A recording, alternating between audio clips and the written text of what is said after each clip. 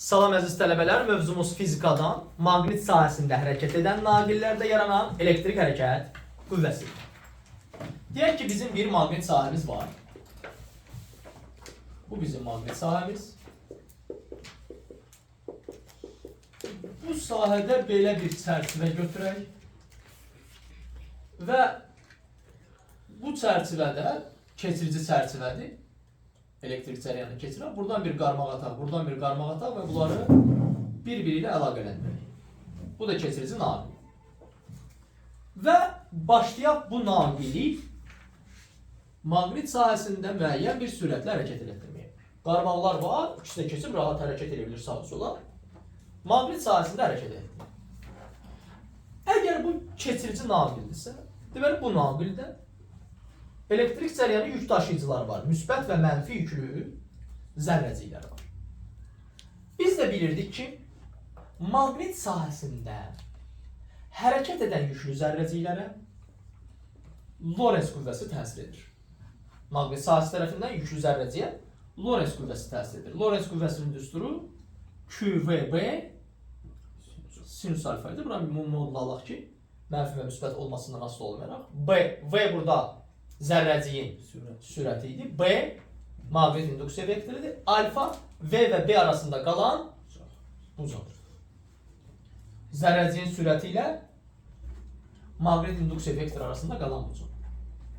İndi bizim halda biz əgər naqili bu tərəfə doğru hərəkət ediriksə, ilk baxışdan deyə bilərsiniz ki, bunun daxilindəki, bu naqilin daxilindəki zərrəcik, müsbət zərrəciklər Lorentz qüvvəsinin təsiri ilə biz sol əl qaydası ilə təyin edirdik hərəkətin istiqamətini. Sol əl elə tutulurdu ki, maqnit induksiya vektoru ovuzumuzun içinə daxil olsun. 4 barmaq yüklü zərrəciklərin hərəkət istiqamətində olanda baş barmaq 90 dərəcə açılmış baş barmaq Lorentz qüvvəsinin istiqamətini göstərirdi. Yəni Lorentz qüvvəsinin hesabına bu yüklü zərrəciklər bu naqil boyu nə edəcək? Yuxarı hərəkət edəcək. Nəticədə nə baş verəcək? Bu hissə nə yüklənəcək? Müsbət. Bu hissə burada amma bir dənə də dəqiqləşmə aparmaq lazım. Uşaqlar etiraz eləməlidir, düşünən tələbə etiraz eləməlidir ki, Süleyman müəllim, mən başa düşdüm. Bu bura doğru irəliləyir, çox gözəl. Bu irəliləyirsə, buradakı zərrəcik təkcə yuxarı yox, eyni zamanda sağa doğru da hərəkət edir. Yəni əslində sürət vektoru bu yox, müəyyən bir alfa bucağı əmələ gətirməklə, bu alfa həmin alfa deyil, bunu başqa bir alfa deyil, müəyyən bir alfa, gəlin bunu başqa bir bucağı deyil, hələlik ki beta deyək ki, qarışdırmayasız o alfa ilə. Burada beta maqnit induksiya vektoru ilə sürət vektoru arasında qalan bucaq. Amma bu alfa isə artıq zərrəciklərin hərəkət sürətinin qrafikidir. Yüklü zərrəcik belə gedir. Çünki həm sağa gedir, həm yuxarı gedir. Yüklü zərrəcik üfüqlə müəyyən bir alfa bucağı əmələ gətirir. Onda aydındır ki, Lorentz qüvvəsi də düz yuxarı deyil. Lorentz qüvvəsinin istiqaməti zərrəciyin hərəkət istiqamətinə perpendikülər olmalıdır. Bax, bu Lorentz qüvvəsi də bura təsir edir.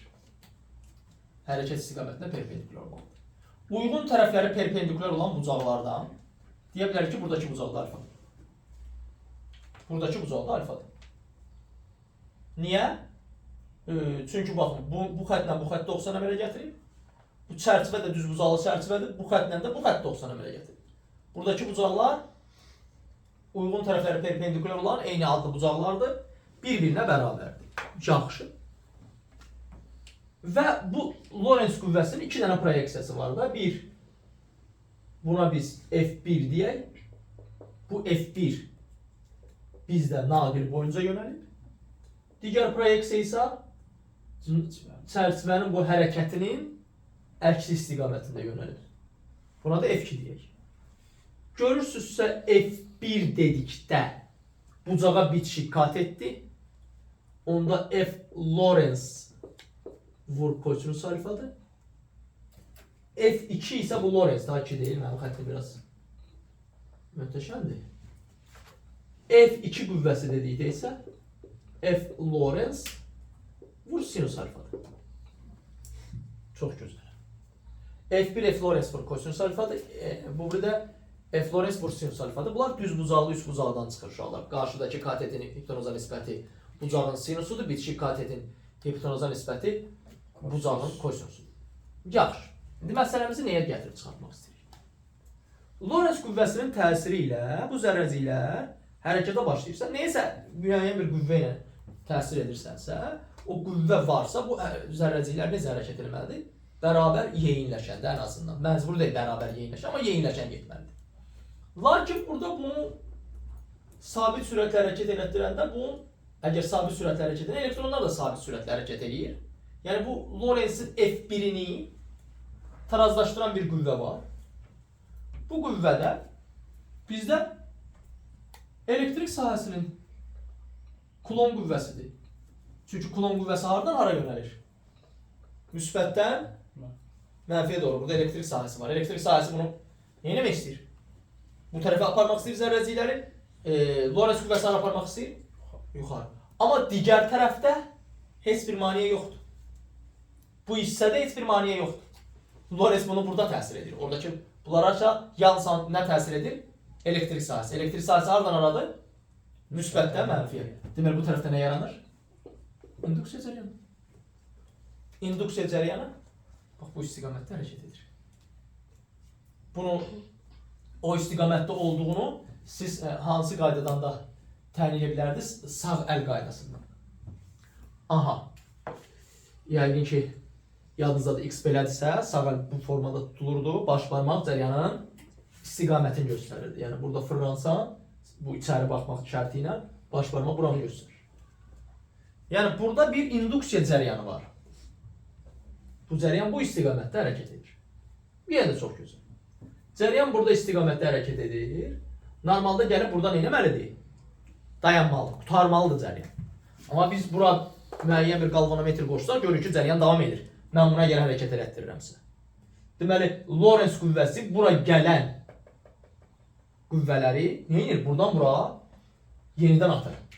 Ki, yola bir daha bu dövrədə nə etsin? Cəryan yaransın. Biz tam dövrə üçün cəryan keçəndə,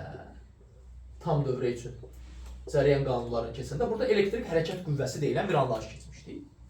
Elektrik hərəkət qüvvəsi kənar qüvvələrin gördüyü işin dövrədən keçən yükün miqdarına nisbəti ilə ölçülürdü. Kənar qüvvə nə idi?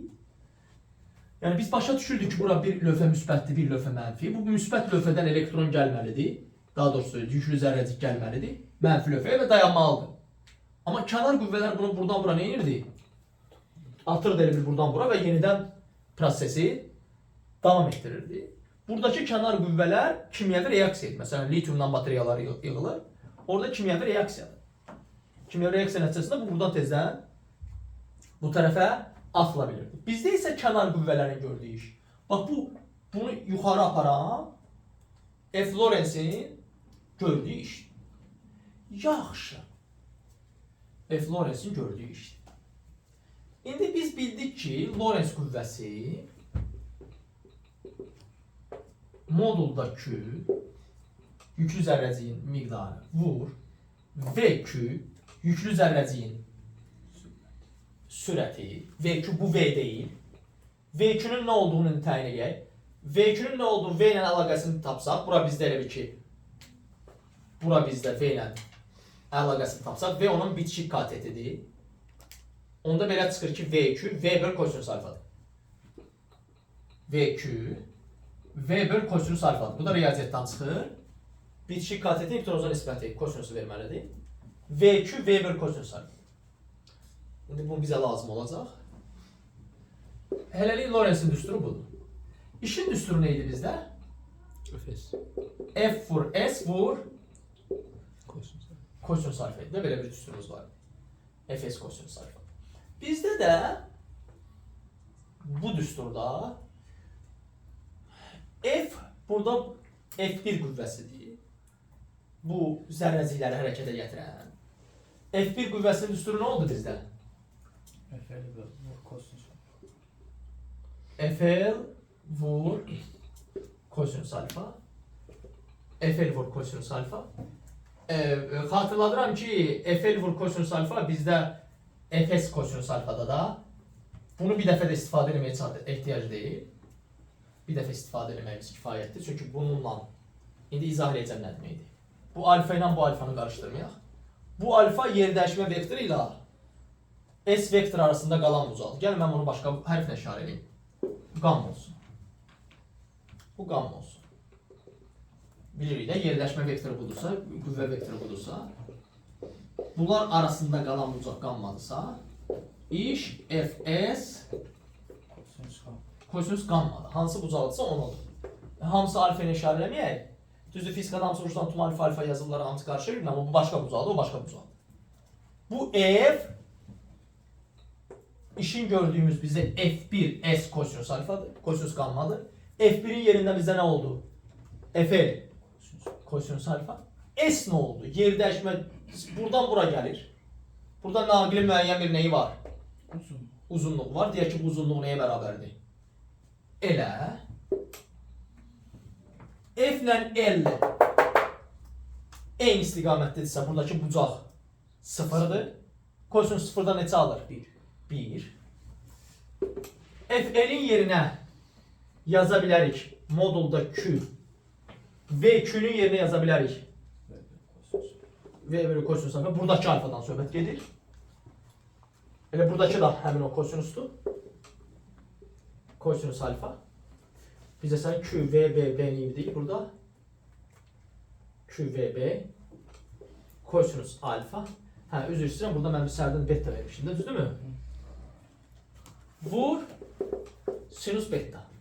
Kosinüs alfalar bir-birinə nədir? Apardı. Nə aldıq biz? Modulda Q, V, B, sinüs beta. Buradaki beta dediyim hansı bucaqdan söhbət gedir? Maqnit induksiya vektoru ilə sürət vektoru arasında qalan bucaqdan söhbət gedir. Bu kənar qüvvələrin gördüyü işdir. Onda elektrik hərəkət qüvvəsinin düsturu nə idi? Kənar qüvvələrin gördüyü işin yükü olan nisbəti. Biraz ağırdı, amma heç olmaz. Deməli, mən kənar qüvvələrin gördüyü işi yükə bölsəm, nə alınacaq?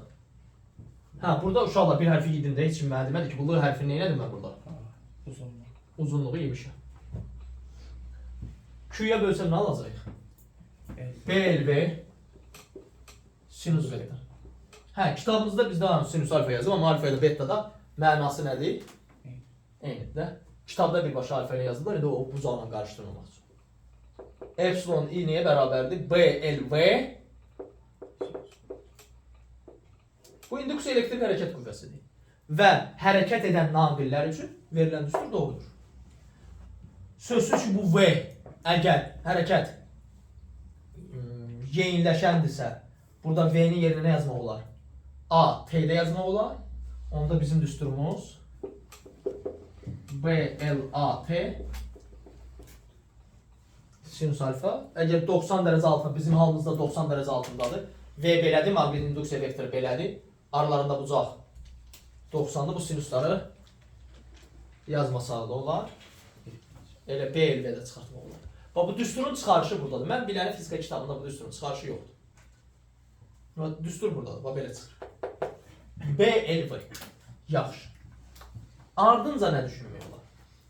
Biz düsturu çıxarandan sonra tələbə düşünər ki, biz tutaq ki, müəyyən bir nöqtədən digər nöqtəyə neynədik? Getdik. Tutaq ki, burada bizdə koordinat x, buranın koordinatı olsun x0, buranın gəldiyi bura x1'ə, buranın da koordinatı olsun x2. Bura x0 olsun, gəlmişik, çıxmışıq bura x1'dir. Burada da nə? x2. Yaxşı. Müəyyən bir sürətlə hərəkət edirik. İndi tələbə nə düşünə bilər? Düşünə bilər ki, əvvəl bu çərçivənin sahəsinə boyda idi. L vur, x2 çıx 0 idi. Buydu da. Biz buradan bura gəldiksə, artıq nə oldu? L olsun, x2 çıx x2 çıx x1 oldu. Yaxşı. Bəs bizim hərəkət sürətimizi necə təyin edə bilərik? Hərəkət sürətini təyin etmək üçün koordinatın dəyişməsinin zaman dəyişməsinə nisbətidir. Koordinat dəyişməsi nədir bizdə? x1 çıx x0 böl zaman dəyişməsi. Budur? Budur. Yaxşı.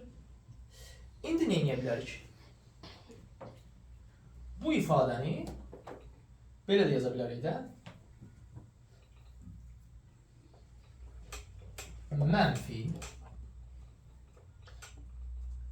x2 çıx x1 çıx x2 çıx x0 böl delta t. Olar olmaz. Mörtəzələr atsaz x2'lər gedəcək. Qalacaq mənfi x1 üstə gəl x0. Mənfiyə də vuranda x1 çıx. İndi gəlin mən bunu nəyə vurum? Elə vurum. Bunu elə vursam nə alacam? Bunu elə vursam. x2 çıx x1 vur L. x2 çıx x1 vur L. Bu son sahədir. S2'dir. x2 çıx x2 çıx x0 sa başlanğıc sahədir. Onda mən bunu elə vuran kimi alaram mənfi son sahə çıx başlanğıc sahə. Böl delta t. Eləmi? Mənfisi də var. İndi mən S2 çıx S1'i, S2 çıx S1'i də, bu B'li də, bir də B'yə vursaq. Bir də B'yə vursaq. B vur S bizə neyi verir? Fini verir. Maqnit seli. Maqnit selinin üstürü nədir? BS kosinus alfa. BS. Bunu B'yə vursaq. Bunu B'yə vursaq. Burada olacaq BS2. Burada da BS1. Aha. BS2 mənə nə verəcək? Böl delta t. Qarşısında neyi? Bu da nə verəcək mənə? Mənfi delta fi böl delta t. BLV məndə nə idi? İnduksiya elektrik hərəkət qüvvəsi. Deməli, induksiya elektrik hərəkət qüvvəsi nəyə bərabərdir? İnduksiya elektrik hərəkət qüvvəsi üçün növbəti düstur. Mənfi delta fi böl delta t. Bax, bu düsturu aldıq. Bu uşaqlar Faraday qanunlarıdır, yəni Faradayın qanunlarıdır, Faraday tapıb bunları. Və təqribən belə bir isbat tərzi vermiyorlar. Burada ağırdır, ona görə ki, riyaziyyət yaxşı bilinməlidir, riyaziyyəti yaxşı bilmək lazımdır, çıxarmaq üçün bucaqlarda ilişməmək lazımdır və s. və ilə axır. Dayanırıq.